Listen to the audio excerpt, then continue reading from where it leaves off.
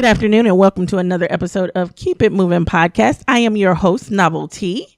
I have with me today, of course, Mike B. What it do?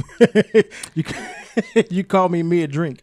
That's rude because you saw me drink. Well, you should have took a drink at that point because unfortunately, you see, I can't toss over to JT first because he's not with us again.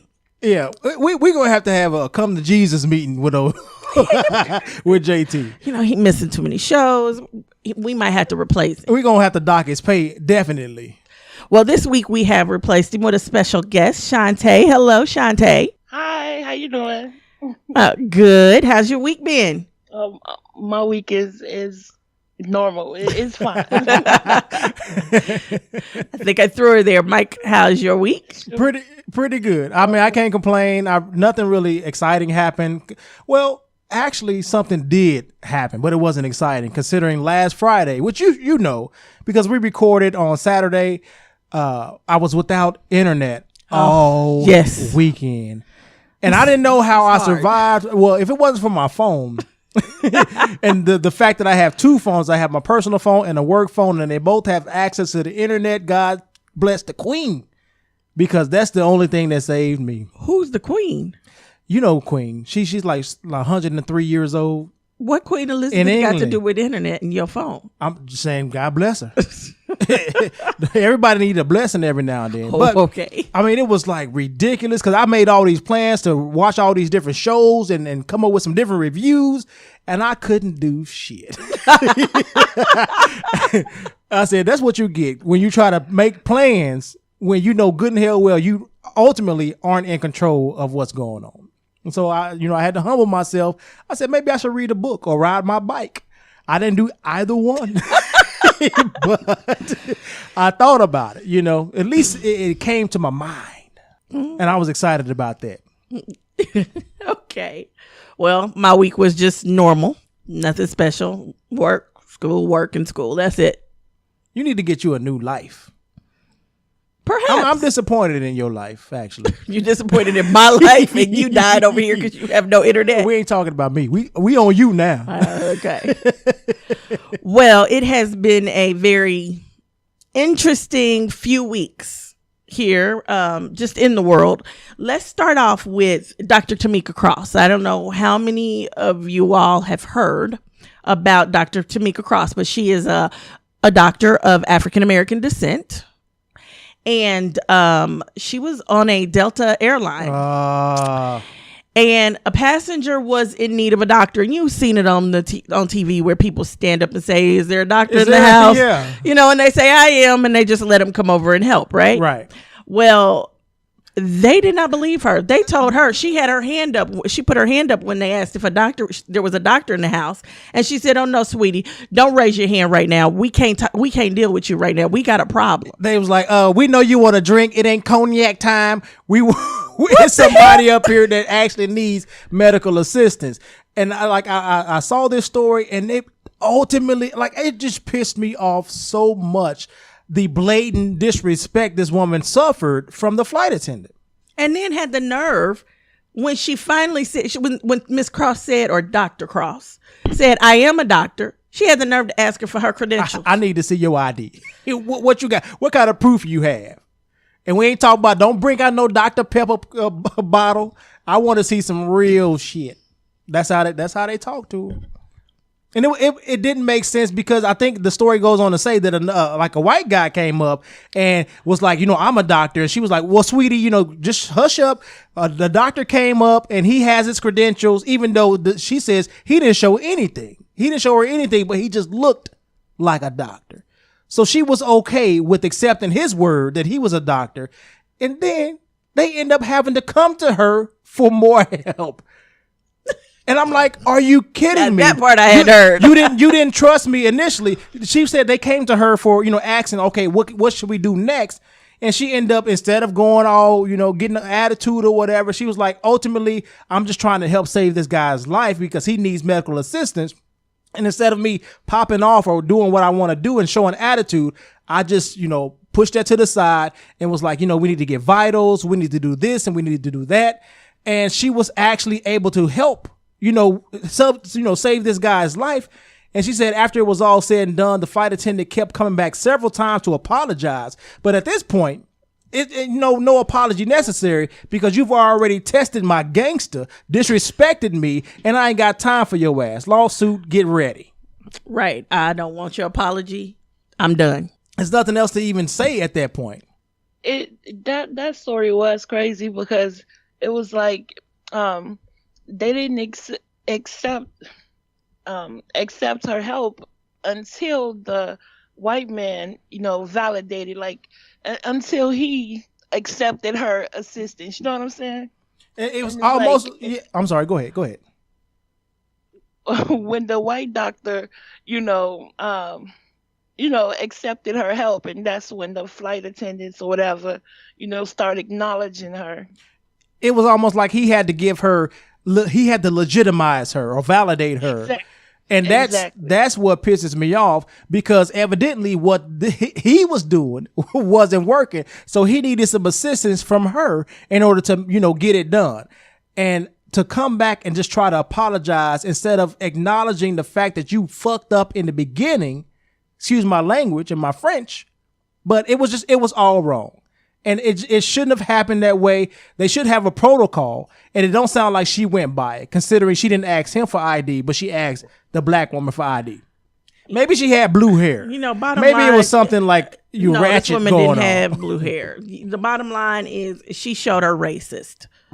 Oh, she showed her inner definitely. racist, and you can't take that. You can't take it out of the racist. You can't take that inner racist out of them. They don't believe black people ain't nothing, so they gonna treat them like nothing. I hope she's her, why was she in Detroit? Good point. As though Detroit don't have doctors or anything. But they got a lot of black people. Nothing about it made sense for her to be questioned like that and scrutinized like that. If somebody is actually willing to help, like just allow them to help, considering you can't do it. You're a flight attendant. You're supposed to be at least trained on a certain level. If you can't do it, then shut the hell up, step back, and allow those who say that they can an opportunity to do so. Lawsuit. I sue Delta and there wouldn't be no more Delta. And hopefully she loses her job, the flight attendant. There you go. Okay, so we're going to keep it moving. We're going to roll right on into Kansas. What's going on in Kansas? Wait a minute. You don't come with no bull crap, considering you in Missouri and I'm in Kansas, and you about to talk some shit. Ain't Kansas has made national news. With what?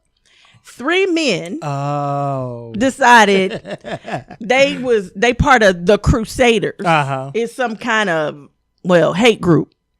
Of course. They gonna come in and get rid of the Somali refugees by parking 4 vehicles filled with explosives at each corner of this apartment building that holds a bunch of Somali refugees.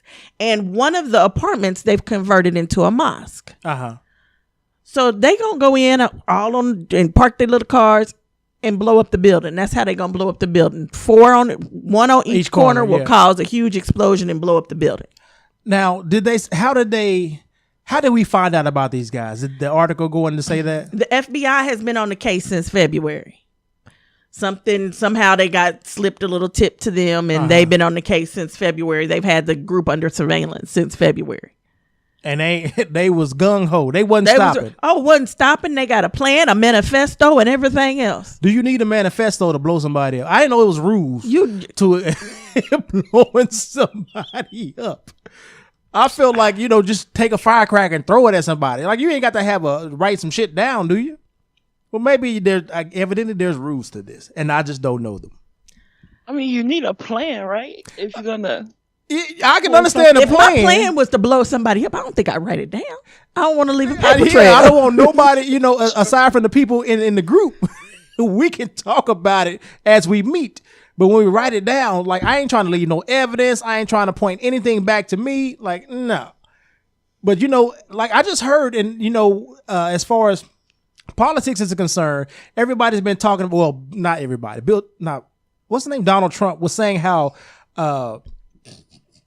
What's his name? Barack Obama. President Obama was the founder of ISIS, and they were saying like, oh, he didn't sign the ISIS original papers, and I was like, they got papers? Like, you gotta be he created the bylaws. You got documents to be a terrorist organization? Like, we need to be legitimate instead of just being business. I did not know, but evidently it's a thing.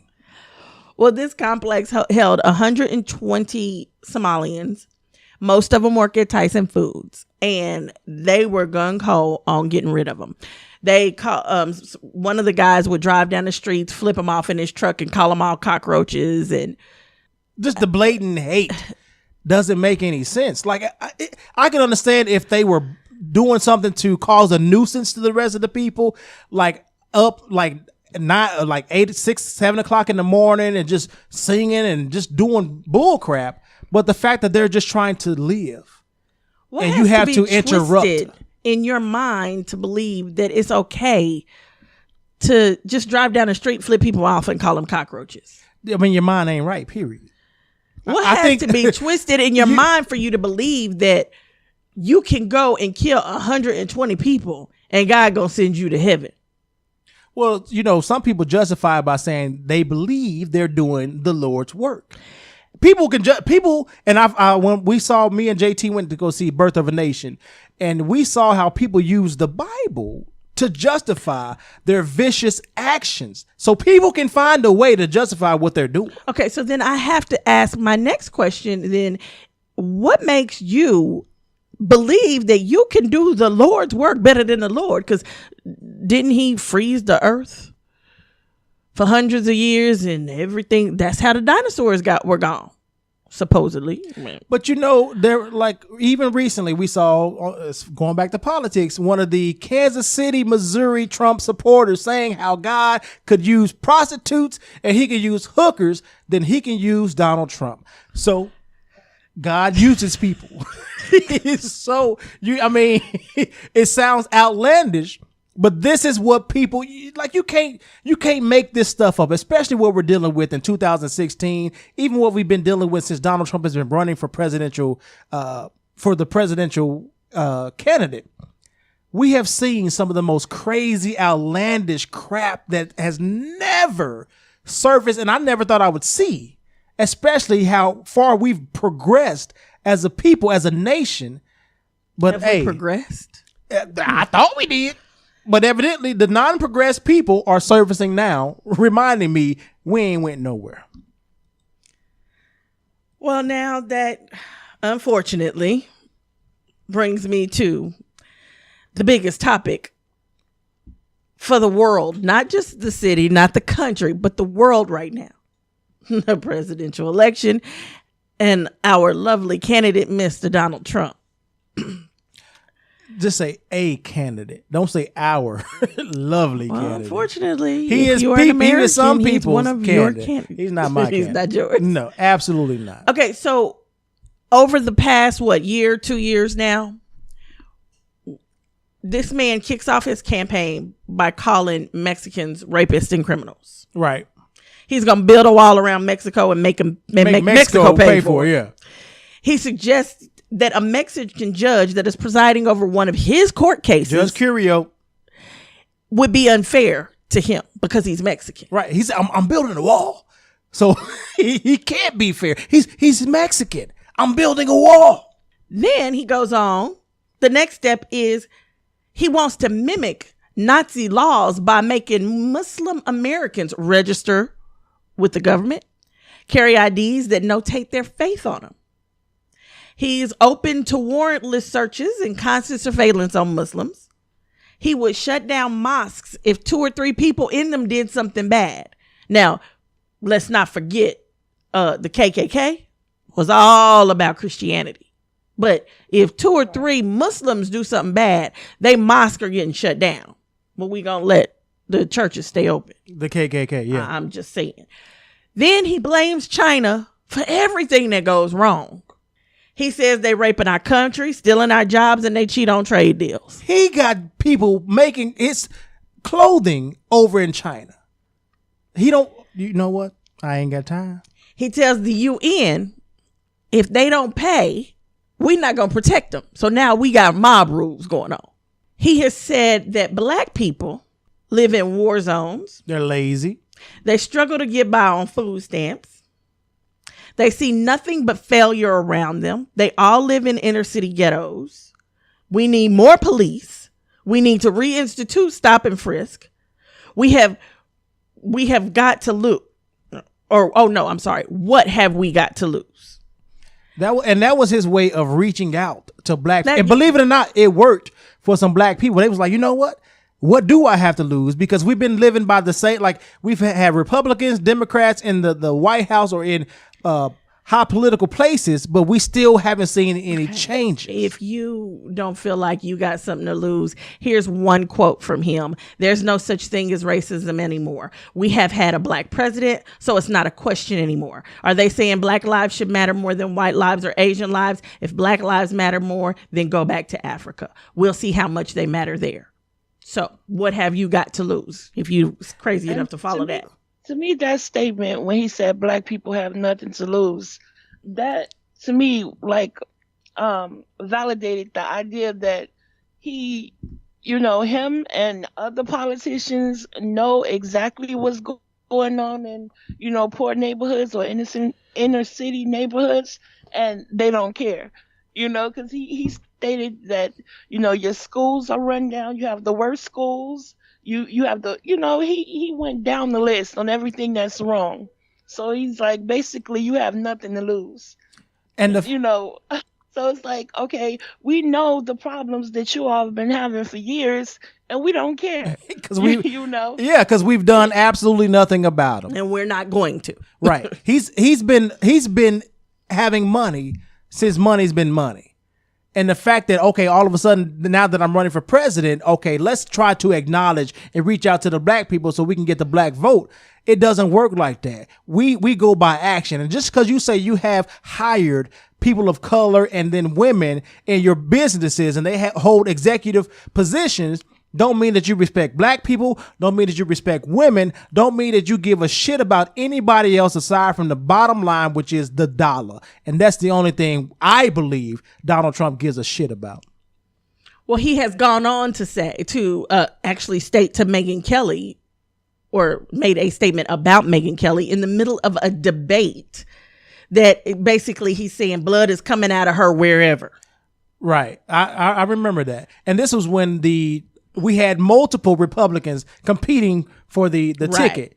And here lately, I've been actually watching, more of the Kelly Files and Megyn Kelly. And she's on Fox News, even though I don't too much support Fox News. I've been seeing more and more of her. And I actually, respect where she comes from, because she actually tries to be, a journalist. Yes. And she tries to be fair and balanced. And I can appreciate that. So, shout out to her being a part of a network that we've, to us is crap. Yes. So he's made it clear to America that he does not pay his taxes, and that makes him smart. Mm-hmm. His wife has stolen Michelle Obama's speech. She poses nude, and she's done some risque films. But can we blame her if you got the body? And this is what you want to do as an adult, then can you hold that against her? Now, I understand she's not running. She's not running for office. Let me finish, because I ain't nowhere near. I will come back to that. All right. As he's been running, Rubio insults the size of his hands, and he goes on to justify the size of his penis in the middle of a debate. I'm not finished. You got to do that as a president. You got to let people know you're packing. He insulted Ted Cruz's wife by retweeting a picture of his wife up against a glamour shot of Trump's wife. Then he says he's going to sit and send Hillary Clinton to jail.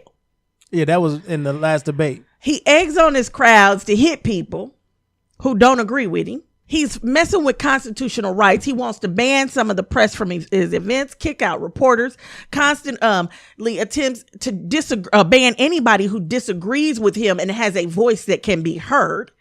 And he's going to open up libel laws against the press. And now, we're really upset now. After all of this, people have not, this has been okay. All of this long laundry list of crap I just went through, this has all been okay. But now Republicans want to get mad after 2005 comments surfaced of him talking about grabbing women by they cootie cats. And everybody's upset and up in arms. And you say, okay, where was your outrage when he said all of that crap about other people? Right. About, where was your outrage when he called every Mexican rapist? Where was your outrage when he walked down them steps and said Mexicans some are of them rapists? are good. Some of them are good. But, hey, who am I? And trying... I guess. Yeah, he did say, I guess some of them are good. Right? He did. While trying to justify his comments back in 2005, he keeps saying it's locker room talk. Locker room talk. Now, I ain't never been in a guy's locker room. Every guy is out here saying, no, it's not, no, it's not, no, it's not. I have walked in on some conversations I probably shouldn't have heard from guys, and they could get pretty risque.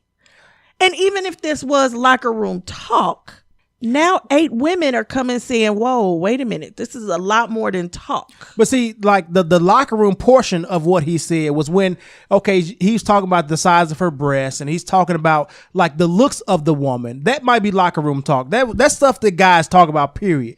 Hey, she got a nice rack. She got a nice, we've talked about it on the show. She got a pretty nice body. Oh yeah. Y'all have talked about it on the show. And that's locker room talk. But it's not like you're describing, I'm going up to her and I just kiss her. I don't even wait, which is it's assault. You can't just go up to a girl and kiss her. You can't go up to a girl and just grab her, saying that they let you do it because you're a star and they just let you. And what girl wants to be grabbed by the cootie? That don't even sound like it feels good. Well, it depends. If it's your girl and she's consenting, then she might like it a little bit rough. I'm just going to throw that out there. Not just being real. She might like it rough. But for somebody that you don't know, that just to come up to you and just kiss you or just to grab you, and I think that goes for men and women, then that's not cool and that's not locker room talk. That's you describing what you would do and you feel like you have the privilege to do because of your powerful position and the fact that you're a celebrity. That's not cool.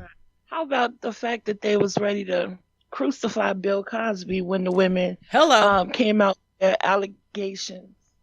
And then when, the same thing happened with Donald Trump, they're ready to push it under the rug, and just blow it off. And not only... I'm sorry. Go ahead. No, that's all. I just said it doesn't make sense. It doesn't make sense, and it's not right, especially when, Donald Trump is out here saying, they're liars, and, just look at them like, of course I wouldn't try to, right. And then sexually harass this person. Insult them because, further. Look at them. Just look at them. So you're trying to discredit the people who are or the women who are coming out saying you did exactly what you said you do on this tape, but then at before the debate, the second debate, you decide to go and get accusers of Bill Clinton and parade them around in front of his wife, who was the victim, and you want people to believe those accusers, but not yours. In what world does that make sense? What kind of double standard are you living? What kind of hypocrisy? And remember, Bill Clinton is not running for president. The Donald Trump, his whole camp, his surrogates, nobody would like. That's the only way they feel that they can get to Hillary Clinton is by attacking Bill Clinton's credibility and the fact that I think they were saying early on there was a 12-year-old who accused Bill Clinton of rape, and I guess Hillary Clinton. Well, she may not have accused Bill Clinton, but Hillary Clinton represented the raper in this 12-year-old, and she attacked the credibility of this 12-year-old because she was a defense attorney. Like, she's trying to defend her client. And so especially after watching How to Get Away with Murder and how things go as far as you being a defense attorney, you have to defend your client. One of the things you do is attack the credibility of the person who's accusing your client. So I felt like she was trying to do her job. That doesn't make it right. But this is what you're holding on to? That means we have a justice system that we have to change. And I mean, let's be real. We have to change this justice system. It's screwed up and skewed for white men. We are sitting here now. 8 women have come out and said, hey, you know what? This guy touched me. He did this. He did that. He came on to me. He went too far. One woman said she didn't even know who he was. His hand was up her skirt. There's a problem here when our justice system can say, oh, it's Bill Clinton. It's cool. But yet and still, Bill Cosby, 80 years old, blind, can barely see, pretty much on his last few days anyway. You attack him. And everybody immediately believes it. Well, I don't know if like everybody believed the whole Bill Cosby accuser situation. It was the vast amount of women coming out with the same story that kind of helped change some, public opinion. Vast amount of women are coming out. And this is also it's a black man versus a white man there who's you go. Protected by the justice system. A justice system that doesn't work. And even recently I heard a case about a rape where I guess a guy was accused or convicted of raping like a 12-year-old, but the judge was like, he don't need to go to jail because he's in church. So somebody sent a judge to jail. That's what needs to start happening. I want to say that in these cases for rape, there needs to be a minimum sentence. However, it's kind of like the 3 strikes law. When Clinton signed that into law, it was real. The problems that were going on were real. And the 3 strikes law actually hurt black people very, very badly, because people who don't even need to necessarily be in there under the 3 strikes law are stuck in there. Mm-hmm. So it had its good side and it has its bad side. I want to say the same thing here. Give a minimum sentence of, they did this with drugs, but if they did this with drugs though, minimum sentence. You get a minimum sentence period. I think it was 15 years. If you give a minimum sentence, the problem is it doesn't necessarily always fit the crime. Just because it's a drug crime doesn't necessarily mean it gets 15 years. So just because it's a case of a sexual assault, it may not fit the time. So it's hard to say give them a certain time period.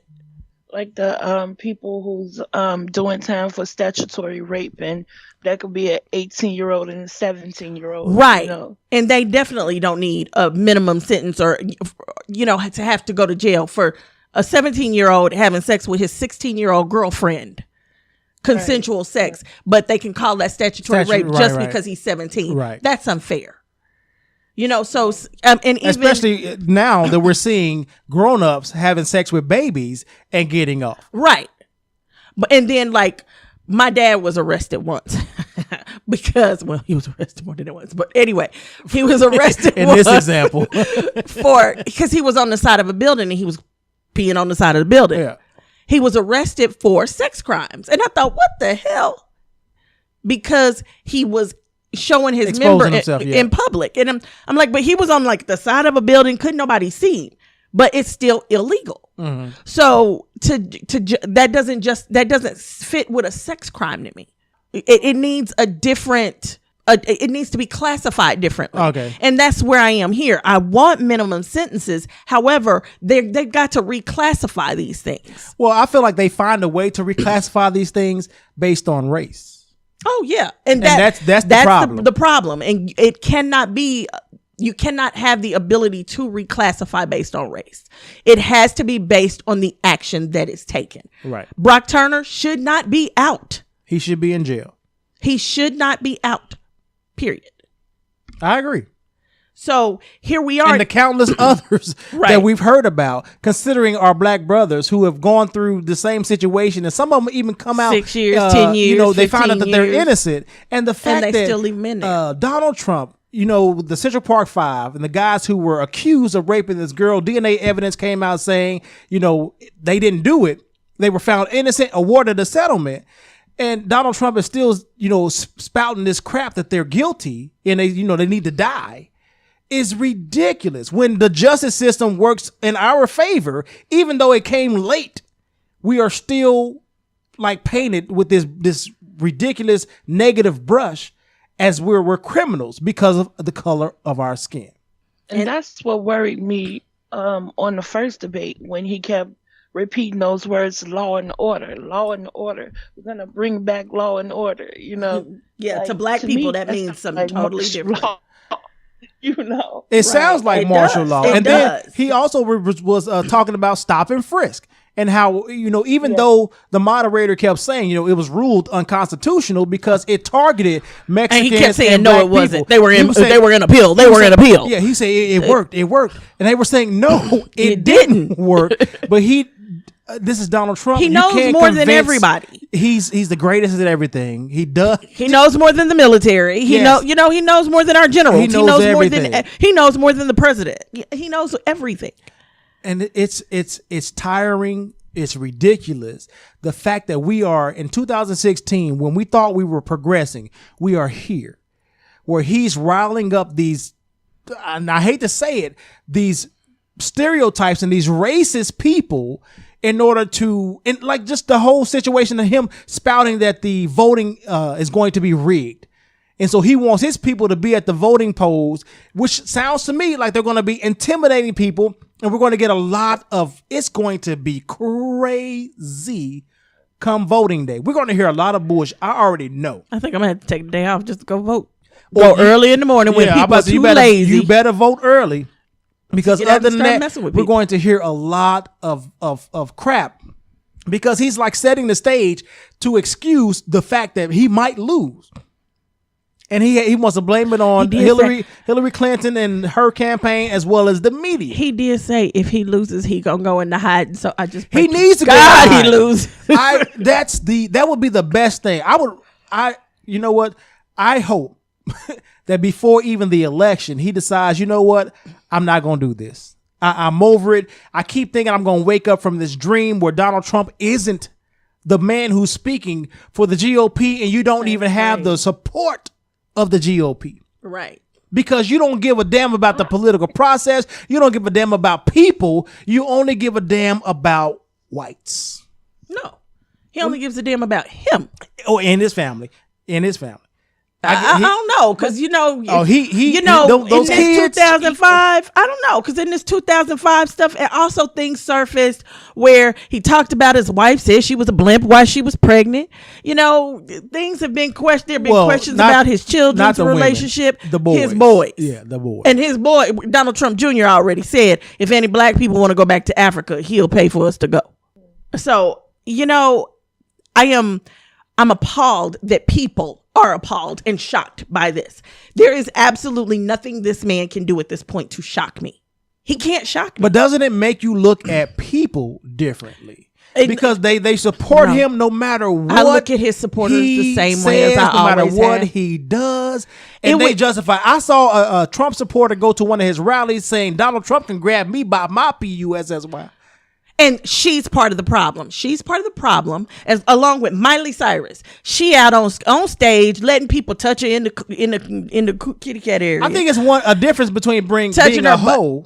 No. Because it's not political. No. Regardless of whether it is political or not, this is part of the problem. This is what is giving rich white men, rich people, period, the excuse to be able to do what they do to women and get away with it. This is what is giving the excuse, because there's women out here saying, do whatever you want. Like when he started this 2005, all his crap, he said, I do Hollywood tape. Right. Okay. He says, I do it because they let me. And the reality is, some women do let you do whatever you want. But so when you got money, because they let him doesn't mean that they're consenting. No. Well, because sometimes you can be taken off guard and somebody like grab you. If I grab you right now, it's not that you're letting me. It's that you just didn't know I was going to do it. Okay, and you might be shocked initially. That. I understand that, but no, some women let you. Some women. Because you got money. You can buy me a dress. You can buy me a car. You can pay my rent. You can buy me a house. There are those women out there. So I'm going to let you do what you want to do. Heck, I'm actually trying to sleep with you because you have money so I can have a kid by you. And now you got to take care of me. Trying to trap There are women out there that are like that. There are women that allow this. So because those women that are like that and allow this make it harder for others, because now this guy who got all this money, he's so used to women doing whatever they want to, he feels like I can just go up and grab her by the vagina. You can say vagina. You can say cooter. That's a nasty word. But did you see? But that's the celebrity, period. You know, Right. it's like I agree. the reason, you know, he's just so free to feel like he can do whatever he want to do to anybody is because he has money and power. You know. Yep. I totally agree. Did you guys hear recently that one of his supporters, also known as one of his surrogates, the people that go and try to defend his statements, decided they wanted to attack the speech that Michelle Obama gave that was so powerful, that was so uplifting, and it didn't just, the reason I liked it and the reason I felt it was so good, and it was a couple days ago, was it yesterday or the day before? New Hampshire, a couple of days ago. It was so good because it didn't only speak to like you can't speak for all men. It spoke to women. It spoke to men. It didn't talk to Democrats or Republican. Even though during the speech, every now and then she mentioned Hillary Clinton, and we know that's a Democratic presidential candidate. But she talked to people's hearts, right? And she talked to mothers, and she talked to women. She talked to men who are good, decent people who don't allow this type of banter, who don't talk about women this way. You couldn't sit there and listen to the entire speech and not feel something. Right. You know what I mean? And that's one of the things that we're going to miss about President Obama and the First Lady. But one of the Trump surrogates, I think her name was Betsy. I forgot her last name. But she decided, she said, Michelle Obama is up there talking about how the men in her life don't talk this way, but she supports Beyonce. And Beyonce uses lyrics and she started quoting some of Beyonce's lyrics from her Lemonade album. Right. And it's like, are you kidding? Like, how far do we have to reach to try and justify the bullshit actions of Donald Trump? And how far do you have to reach to link the Obamas to his stupidity? They tried their best. And that was their way of trying to discredit what, Michelle Obama said. Even though it wasn't about her, it was about human decency, which she mentioned. They missed the whole point of Beyonce's Lemonade album. The entire point. It was about women empowering themselves. Right. She quoted that, and it's like, have you stopped for like 2 seconds? You know good and hell well her ass didn't listen to Beyonce's album. I'm just saying, come on now. She didn't even, come on. Oh, but I mean, and the way she quoted it was like she was reading it out of a textbook. Just go ahead and say it. She sounded white. Because I've seen white people quote rap lyrics, and some of them can get down. No, she wasn't white. She was my grandma trying to quote rap lyrics. Right. It's ridiculous. But this is how far we've come. In 2016, and that's what boggles my mind, that we haven't progressed, we haven't made it anywhere, because Donald Trump is still popular to a lot of people. I still have to say we have made it there. We've made it somewhere, but as the saying goes, we are not where we used to be, but we're not where we should be either. You're damn right. We got a long way to go. I think these last 8 years have been a reality check for those people who believe that racism does not exist. It's just been a reality check. Yes, it's still here. It hasn't gone anywhere. You got a lot of work to do, and we do have a lot of work to do. Right. I personally am going to miss this president. I mean, when I voted for him, I don't think I realized the impact his wife would be on this country. And she's just phenomenal to me. And they were saying that she didn't even want to really be a part of the process. She was more shy and more reserved. But I guess being in there and realizing how much the presidency affects other people's lives and how much change you can influence in other people, I think she just jumped on board. I am so glad she did. I mean, she is phenomenal. She has shown young Black girls that this is how you act. This is what you should be. This is poise. This is class. You do not have to sit and twerk. Right. And I don't even think it's just young Black girls. I think it's young women. Young women, period. Yeah. She really has. And I'm going to miss this. I'm going to miss this first family. So anybody else got anything else to add? Nope. Got kind of quiet there. I don't have anything. Okay, well, we'll wrap it up here. We thank you for joining us and have a good night. Peace. Good night.